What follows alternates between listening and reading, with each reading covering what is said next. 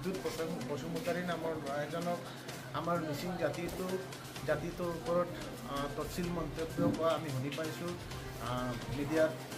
গতিকে তেখেতৰ এগেইনষ্টত টাকাম মিচিং পৰিণীত বা শদিয়া জিলা সমিতিৰ তৰফৰ পৰা এফআইআৰ এখন আমি দিছোঁ। অতি শীঘ্ৰে তেখেতক কাৰায়ত্ব কৰি উচিত শাস্তি দিবৰ কাৰণে আমি শদিয়া জিলা সমিতিৰ তৰফৰ পৰা নিৰ্মাণ জনাম।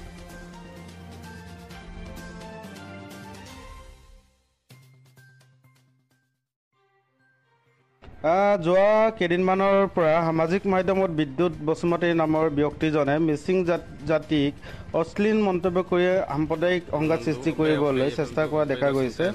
আজি আমি ব্যক্তিজনৰ ওপৰত লখিমপুৰ সদৰ আৰক্ষী থানাত এজাহাৰ দাখিল কৰোঁ। এই ল'ৰাজনৰ আমি ধিক্কাৰ জনাইছোঁ। লগতে মিচিং জাতিক কৰা সাম্প্ৰদায়িক মন্তব্যৰ বাবে অসম আৰক্ষী প্ৰশাসনক আইনী প্ৰক্ৰিয়াৰে বিহিত ব্যৱস্থা গ্ৰহণ কৰিবলৈ দাবী জনাইছোঁ।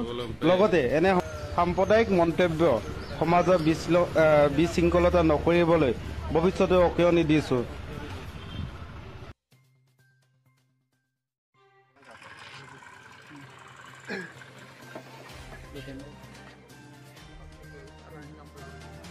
আজি কেইদিনমান ধৰি ছ'চিয়েল মিডিয়াত এটা খুব চেঞ্চিটিভ ইছ্যু ভাইৰেল হৈ আছে। বিদ্যুৎ বসুমতাৰী নামৰ ল'ৰা একজনে